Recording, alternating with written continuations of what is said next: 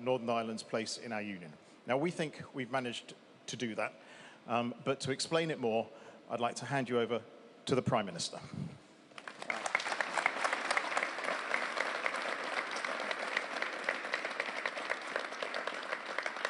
Well, hi, everybody. Thanks, Chris. Thanks, Miles, for having us. And just before we get going, I know, like me, all of you will be thinking of John Caldwell and his family, and an absolutely appalling and shocking attack. And I know we're all thinking of them and praying hard for a strong recovery for John. But it's a reminder, actually, that there are some in our society that want to take us back to the past. And I know that none of us want to see that happen. We want to look forward. And actually, that's what I saw when Chris and I were here on one of my previous visits at the end of last year, and we went to Harland and Wolff and saw all the incredible investment that's going in, the new Royal Navy contracts, the jobs that are being created. It was an enormous sign of promise about what was possible. And again, Miles is doing it right here with the investment that's happening in this factory and facility and jobs that are being created. It's a sign of what is possible, and that's the potential that I am so keen to realise for the people of Northern Ireland. But I also know that things are not working as they should be. And the protocol that was negotiated as it was being implemented was causing real challenges for people, for families, for businesses here in Northern Ireland. And in too many ways, it just didn't feel right. It didn't feel right. It didn't feel that the balance of the Belfast Good Friday Agreement that was so painstakingly negotiated and settled for almost a quarter of a century, that balance had been disrupted. And that's why I've spent a lot of time together with Chris and others working really hard to try and find a resolution on that thorny issue. And I'm really pleased. In fact, I'm over the moon that yesterday we managed to have a decisive breakthrough with our negotiations with the EU, reached agreement, the new Windsor Framework, that I think is an extraordinary positive step for Northern Ireland. And it represents, as the European Union President herself said, a historic moment for us to move forward and resolve some of the difficulties of the past. Well, what does it achieve? Well, in a nutshell, it does three things. The first is it ensures that goods can flow freely across our United Kingdom internal market. So that if someone is sending something from Great Britain to Northern Ireland, we've managed to create something called a green lane, so it can just move very smoothly without tons of customs paperwork or hassle or checks. We've made sure that that process feels so anybody as if they're in the same country, because they are in the same country, and it didn't feel like that before, and that was disrupting businesses and supply lines. So that bit has been fixed, which is brilliant. But also, it's not just businesses that are sending things up and or back and forth across, also people. Someone sending their granddaughter a birthday present in a parcel, someone doing online shopping. All of that was also about to need tons of customs hassle, and that would have been ridiculous, right? So we've managed to fix all of that as well. So things can just move freely and smoothly between Great Britain and Northern Ireland. And that's what the Green Lane is about. But it's also about making sure that the same goods are available. And that brings me on to my second point. And that's about protecting Northern Ireland's place in our union. Now, when you're part of a country, you expect that you get all the same benefits of being part of that country wherever you live. And in too many ways, that didn't feel like it was working. Right? When you went to the garden centre and you couldn't get the same oak trees. I remember famously the Jubilee, when we celebrated Her Late Majesty's Jubilee, there were these Jubilee oaks. They weren't available in Northern Ireland's garden centres. Seed potatoes, such an important part of Northern Ireland's horticultural industry, not available. You think about medicines. We have this situation where it was going to be the case that the UK might license a really impressive new drug to help treat cancer, and it wouldn't be available for patients here in Northern Ireland. When I was Chancellor, I was cutting taxes.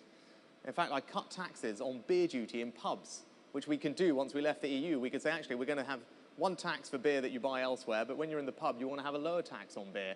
And we could do that, and I announced it. And it's going to happen in the rest of the UK this summer, but it wasn't able to happen in Northern Ireland. And that didn't seem right at all.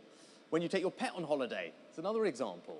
Someone coming to take their pet on holiday had to get a rabies jab. They had to get a certificate from their vet. They had to get tapeworm treatment. And that all is clearly ridiculous. So those are all the ways in which I felt, hang on, we're not part of the same country. Well, we've resolved all of those issues thanks to the work we've done. And crucially, I talked about product availability. The hassle of getting a supermarket lorry from Great Britain to Northern Ireland was enormous. Hundreds of certificates. tons of bureaucracy to get through, and worse. What was available in Great Britain on the shelves in the supermarkets, which I know is a bit challenging at the moment, but it's getting better, but more generally, was not available in the shelves in Northern Ireland, and that wasn't right. And we've resolved all those issues so that there's going to be the same things in both places, which is as it should be. And that brings me on to the third thing. And the third thing is really important. It's about sovereignty. It's about all of you. It's about making sure you, the people of Northern Ireland, and your elected representatives are in control, and that you have a say in what happens to you. And I think for too many people, it felt like, hang on, we accept that we have access to the EU market, and that's a good thing, and we accept that we don't want to have a border on the island of Ireland, a hard border. We accept that, and that's a good thing. And because of that, we recognise that there is some role for EU law, but we need to have a say on that. Can't just ignore us when it comes to that. And that was what was missing. And we did something really special yesterday. We created this new thing called the Stormont Break, which means that your assembly is going to be able to have a look at any of the new EU laws that come down the pipe and say, hang on, if there's something that's really serious that we think is going to have a really big impact and we can't find any way to resolve it, then we have the ability to say no, that we can block it. And at which point the UK government will have a veto on that new rule, and that puts you in the driving seat. So that is a really powerful new mechanism that we've created. It puts democracy and sovereignty back in Northern Ireland where it belongs, and I think is a really powerful commitment to all of you that the concerns that I've heard, that Chris has heard over weeks, months and years have been listened to, taken seriously and now acted on. And I'm here to answer your questions. I'm here to listen to you, as I have been over the past months that I've had this job, about what we can do to make your lives better, because that's ultimately what I'm here for. Right, every day when I'm doing this job, I'm figuring out how can I make a positive difference for all of you. And I knew that the protocol was the thing that was making the biggest difference, the biggest problem, and that's why we needed to put the most effort in. I'm really pleased that we were able to achieve that yesterday, and I believe, hand on heart, that it provides a basis for all the parties, all the communities here, to look at it, to look at the detail, consider it, and they will see that it is a big step forward, that it does address the concerns that people have. And I hope will allow them to come together, put all the division and arguments of the past behind us, come together and move forward together and start to look forward to a brighter future for Northern Ireland. That's what I think is now possible, and that's what I'd love to talk to you all about and take your questions. So thank you for having me. Over to you.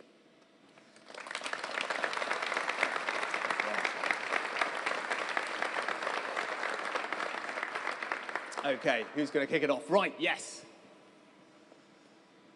Lovely, thank you. Good morning. I wanted to ask, you've talked an awful lot about the benefits of the agreement in regards to UK trade. We're obviously an all-Ireland business. Yeah. Are there any implications from that point of view that we need to consider? No, and that's a really important point, and it's about balance. And we have to recognise that there's a balance to be struck, because it's really important to me and to many of you that in all ways, shape and form, that Northern Ireland is fully part of the United Kingdom. We are one country, and it can't feel different, it can't be different, and that's why we had some work to do to correct some of those things. But at the same time, we've got to recognise that for businesses like the one we're in, having access to that EU market, ensuring that there's no border north-south on the island of Ireland, is really important. It's really important for Northern Ireland's prosperity, for jobs, for opportunity, and that's the balance that we needed to strike. And I'm really pleased that we protected that balance, because that's something that I heard loud and clear, that as much as we wanted to fix all the problems, we also couldn't lose the thing that people valued. And that's not been easy. It's been hard work, but we have protected that balance. And that's why I believe this is the right agreement for Northern Ireland. So businesses like yours will continue to trade freely, source freely on the island of Ireland, whilst having much easier access and flow between Great Britain and Northern Ireland, and in all senses for identity, everyone feeling they're part of one country. That is what we've been able to achieve. But you're right to highlight that we need to think about that as well, and we have protected it for yours and every other business that wanted it. Right, who's next? Yes, Miss. Thank you. Given the climate crisis and recent food shortages, is it time for the UK to reconsider its position in the single market to ensure a sustainable food supply in line with our European neighbours and reduce food air miles? Right, so the question everyone heard about climate change and food sustainability. So, look, obviously climate change is one of the big things that we're trying to tackle. Just a few weeks ago, I actually changed how government works. And we created a brand new department for energy security and net zero, because I think it's that important. And I think we should have a dedicated government department that's run by a brilliant guy called Grant Shapps, who is going to focus on this. Because those two things go hand in hand. If we want to continue reducing our emissions, we've got to find new forms of cleaner, renewable energy, but we also want them to be secure, because we've all seen what's happened over the past year as Russia has invaded Ukraine and the impact that's had on energy prices. We never want to be in that situation ever again. So finding forms of renewable energy here at home is really important. Improving our energy security is vital. So that's what that department's going to do, reduce our carbon emissions, improve our energy security. But you mentioned food. That's really important too. I come from, well, I represent an area in England in North Yorkshire. My neighbour is a dairy farmer. It's a very rural agricultural part of the world, much like Northern Ireland's economy, disproportionately agricultural compared to other parts of the UK, and that's really special. And our farmers want to do that. They want to increase the amount of food that we produce here at home to reduce those food air miles, as you said, and I'm completely supportive of that. And one of the benefits of leaving the EU is we can redesign all our agricultural schemes. I can see some nodding from our farming representatives in the audience, and that's what we've done, because we can make sure that our farming schemes really work for British farmers, that it supports the things that we want them to do, and importantly, improves our food security, and does that in an environmentally sustainable way. And that's the journey that we're on. There are opportunities for us to grow far more here at home, and I think with the investment we're putting in, that's what we're going to do. Great for our farmers, great for our food security, but as you said, also great for the climate, because we're reducing those food air miles at the same time. Right, who's next? Yes, sir. The food topic. 1 in 4 children in Northern Ireland are in child poverty. What can the government do more to help these children and families living in poverty and going hungry? I mean, like me, I'm sure there are many parents here, right? I have 2 young girls, they're 9 and 10, right? And it's actually, to think of children being in poverty is heartbreaking, right? I can't, it's hard to imagine. And you're right, far too many children are in poverty, and we should be doing everything we can to reduce that. Now, the best way for us to do that is to ensure that their parents are in work. So the absolute best way, if you look at the statistics and you look at what happened, you are something like 4 or 5 times less likely to be in poverty as a child if your parents are in work. It's that striking, it's that powerful. And we've done a really good job of that over the last several years. The number of children growing up in families where nobody works is down by almost 1 million. So something like 750,000 fewer children growing up in a situation like that, which is brilliant. And that's why there are hundreds of thousands of fewer children now in poverty today than there were several years ago, which is something that we can celebrate. But of course, we've got to do more. So we've got to make sure that we keep their parents in work, support them into work. That's why, as we talked about, investments here. That's real, right? It's not just about business. It's not about the economy. It's about providing people with jobs.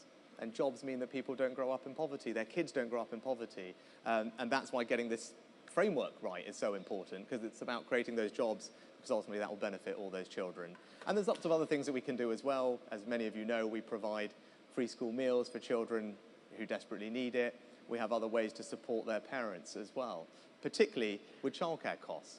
And something that people don't always know, that if you're on universal credit and you want to work, which is a good thing and we want you to, what we do now is we reimburse 85% of all the childcare costs. If you're someone who is moving off benefits and into work and you're worried about childcare costs, what happens is 85% of the cost of that childcare you can get reimbursed to support you into work, and that's going to be good for you, good for your family, and that's one of the things that we can do to help it. But you're absolutely right, we've got to keep going. We've absolutely got to keep going, and I can tell you that we will. Yes, sir, and then Miss. Thank you.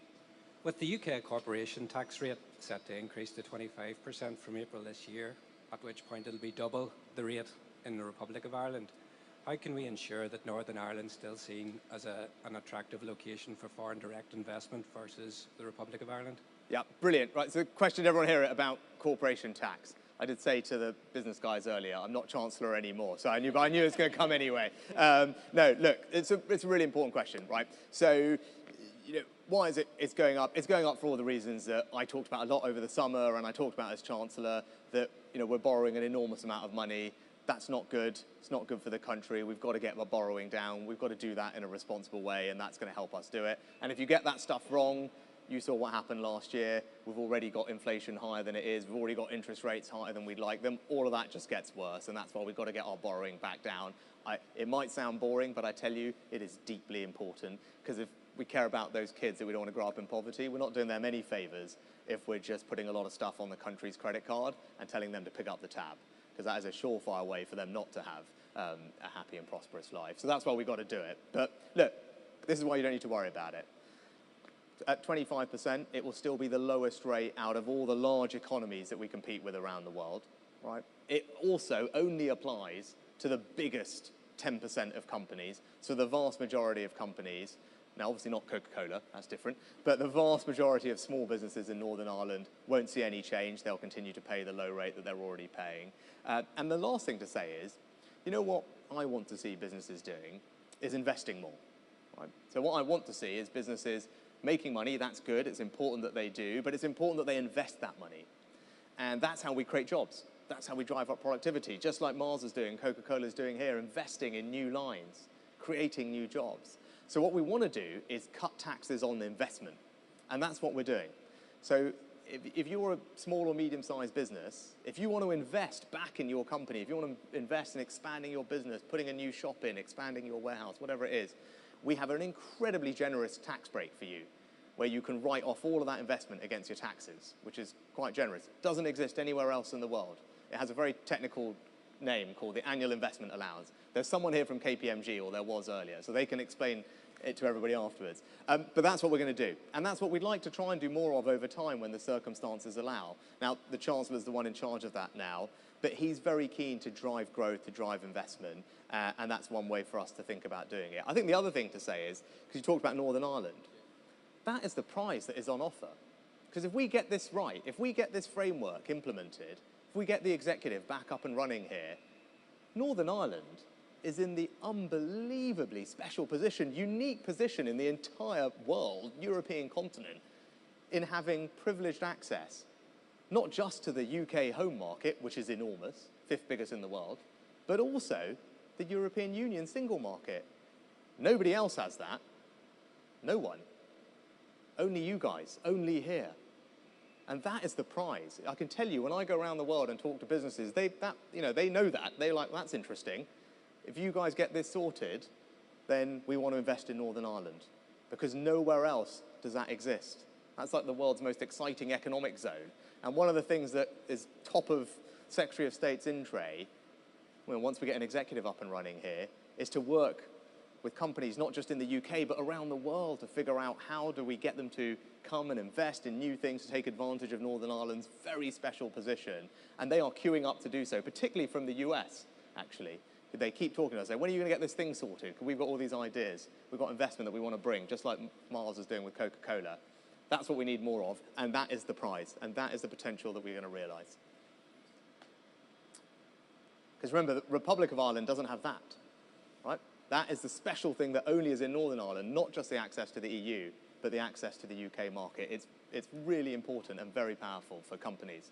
Right, there was, yes, Miss, you were, yeah, perfect. Good morning.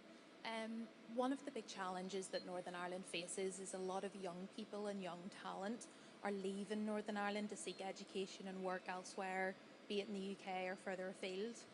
What can businesses and government do to attract and retain young talent within the country?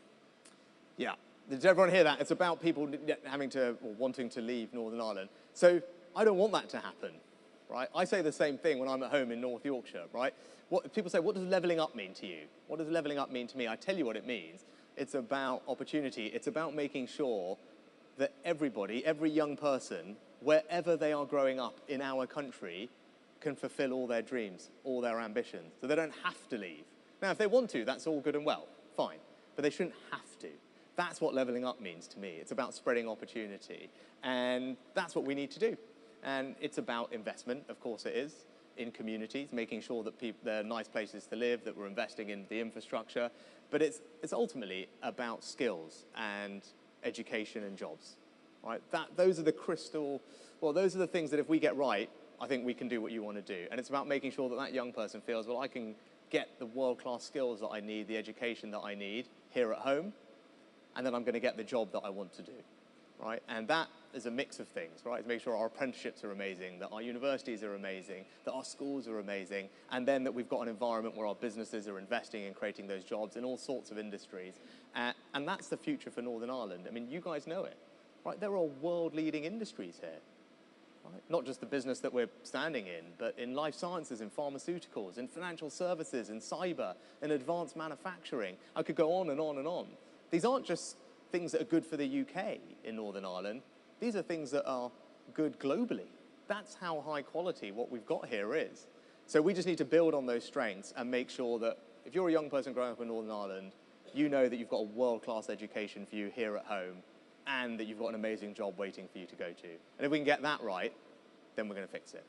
But it would be nice if some of you also come over to Great Britain every so often, not least because half my office, some of them are here, are all from Northern Ireland, and then I'd have no one left working with me if you all stayed here. But we need to get it right. All right, who's next? Yes, sir at the back.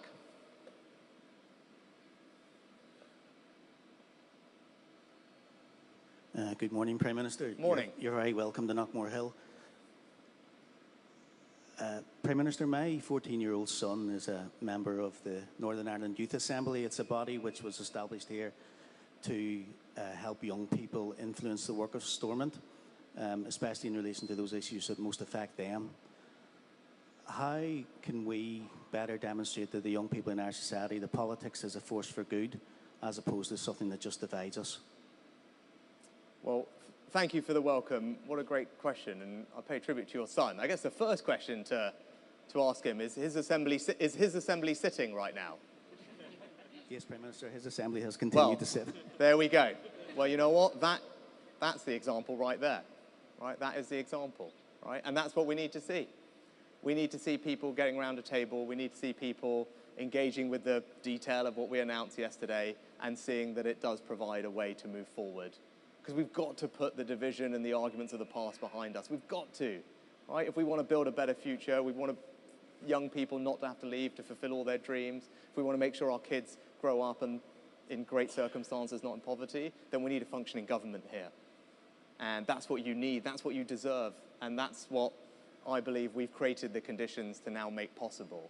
And that's the best example, though, that your son and everyone who's sitting in that assembly with him is doing. They're actually talking. They're actually talking, they're getting around a table. They're discussing things, they're making a difference. Now, unless people are actually there doing that, we can't, right? And you guys know better than me all the challenges that are building up as a result of there not being a government here, and that's not good enough, right? We all want to see that fixed, and that's why I really hope that everyone here will give the framework the time, the consideration that it deserves, and see a way forward. Because the events that I talked about right at the beginning remind us of the past. They remind us of that division. No one wants to go back to that. We want to move forward together. We want to build to a better future. And I think with this framework, we've created the conditions for that to be possible. And I really hope, I know you, I can see you nodding. I know that that's what you all want to. And your son is setting an amazing example. And I hope everyone else follows him and his colleagues. All right, how are we doing? Yes, Miss.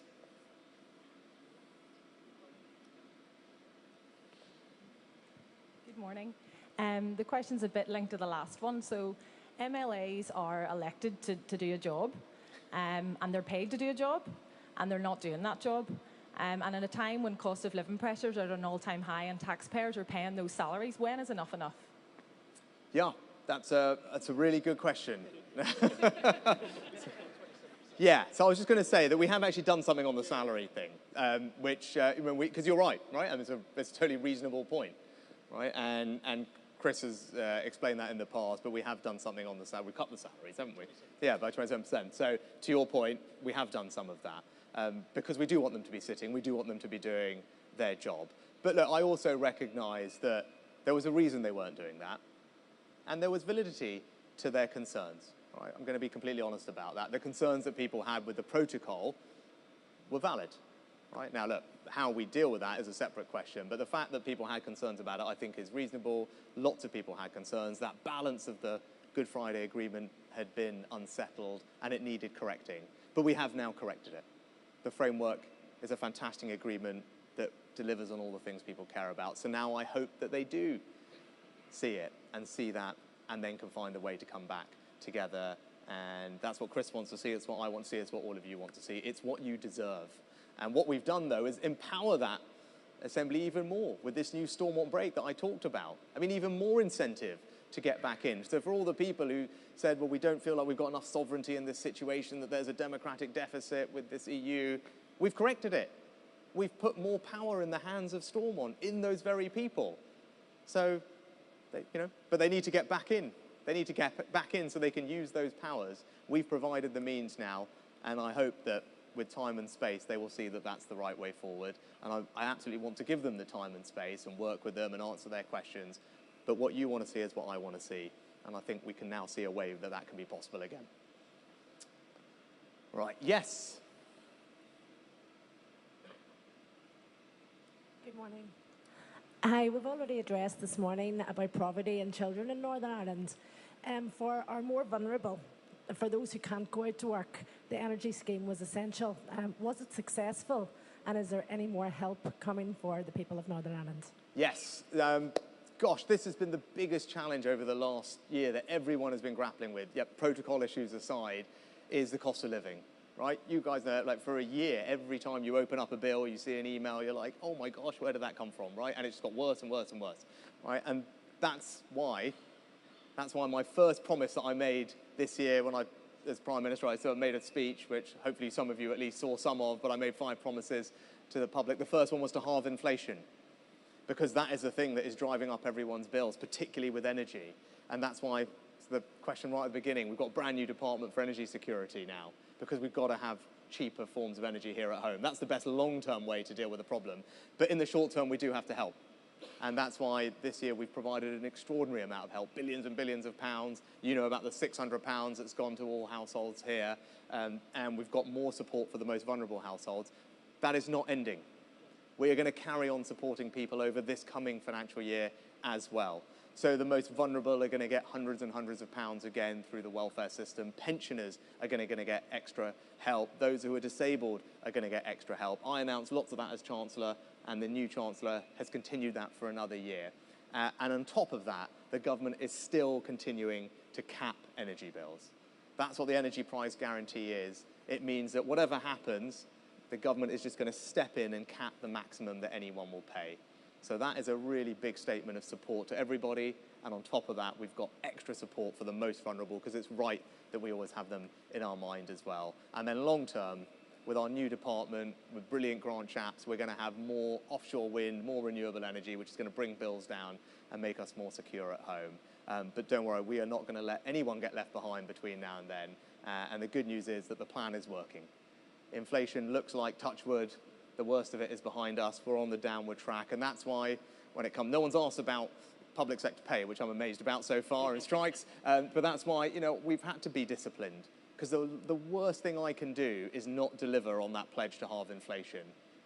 Because it means you're still going to be dealing with bills going up in a year's time. And that's no good. We've got to it's going to be tough for a little bit, but we will get through it. Trust me, we will. If we stick to the plan is working, inflation is coming down. By the end of the year, it's going to look and feel so much better. But we just got to stick to the plan. And that's what we're going to do. And we're going to deliver for you and everyone else. Sorry? Thank you very much for that commitment. Thank you. Right, okay. I think we're almost running out of time. I'm getting waved at. We'll take a couple more. Yes, miss. Good morning, Prime Minister. You've already touched on this slightly in terms of no one here wants to see a return to violence. Having grown up at the tail end of the Troubles myself, I certainly don't want it for our young people. Unfortunately, the NI protocol has been extremely divisive of communities here. How confident are you that this new deal will help heal those divisions? Great question. Do you want to shall I take your question as well, sir? You have one, and then I'll do them both together before we wrap up.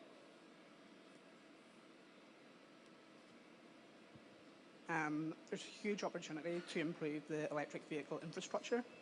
Currently in Northern Ireland, we have the lowest charge points per 100,000 people in the UK, and we have about 35% of the UK average, so how can the government help increase that going forward?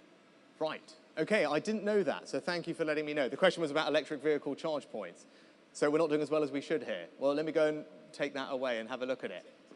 Right, well, yeah, actually, Chris was reminding me, because I was going to say, a lot of what we're doing probably relies on there being a functioning government here, because we are doing quite a lot, actually, to support the rollout of electric vehicle charging infrastructure. And the stats that I saw recently actually show that we're doing really well, but that's probably on a UK-wide basis, and we need to do a better job here. Well, that's an important reminder to us about why we need a functioning government here, because we've got various subsidy schemes, we've provided money for local councils, so we've got lots going on, actually, and there's this new body called the UK Infrastructure Bank that I set up, which is a kind of government bank that partners with private companies, and they're rolling out charging infrastructure as well. We've got a fund, so there's lots going on. Obviously, it's not working here. I will take it away with Chris, but the main thing is we need a functioning government here to get on and solve things like that, actually. Because I think last year, God, 1 in 5 cars, I think, almost, electric. Right, I think that so we're really on an upward trajectory here, so we've got to make sure that the infrastructure is there for us. And let me finish on your question, actually, which is a brilliant question to end on. And, you know what, so I went to university in 1998. And so just Belfast Good Friday Agreement, that's when I became an adult. So I've grown up as an adult under that agreement for the past quarter of a century. My roommate at university, I hope he doesn't mind me saying, but my roommate at university was from Omagh. And I didn't, I came from Southampton. I didn't particularly know anyone very well from Northern Ireland. He actually, as it turned out, didn't really know any Indian people either. And we spent a lot of time getting to know each other and learning about each other's backgrounds. And it was, eye-opening to me how he had grown up. Right, what he had grown up having to deal with and live with. So look, I'm passionately committed to making sure that the Good Friday Agreement works, because it has brought peace and stability to Northern Ireland, and that is so precious. And we were reminded of how precious it was just this past week. And the protocol disrupted that balance, because the Belfast Good Friday Agreement, if it's about anything, is about respecting that balance. It's about respecting the aspirations and identities of all communities in Northern Ireland, so we can move beyond division, put it behind us, and move forward together. And it did that very well. But the protocol disrupted it, which is why it needed resolving. That's why I've spent so much time, personal attention and care on this issue. And it's why I passionately believe that yesterday, the Windsor Framework delivers, and removing the source of that division restores balance. It means that things can flow freely around the UK internal market, as they should, because we are one country, and that should be easy. It means that we've protected Northern Ireland's place in the Union, so that if you're living in Northern Ireland, it looks, feels, and is the same as if you're anywhere else in the country, and you have the same benefits. And crucially, it restores sovereignty to the people and institutions of Northern Ireland, so you are in control of your destiny, because that is what is right. It is a major breakthrough. It is an enormously positive step forward, and now I hope, as I said, everyone can take time to study it, see that, and then we can move forward together, put the division behind us, get an executive back up and running, and build a far brighter future for everyone in Northern Ireland. We're going to do that together, and I think it's going to be incredibly positive. So thank you very much for having me.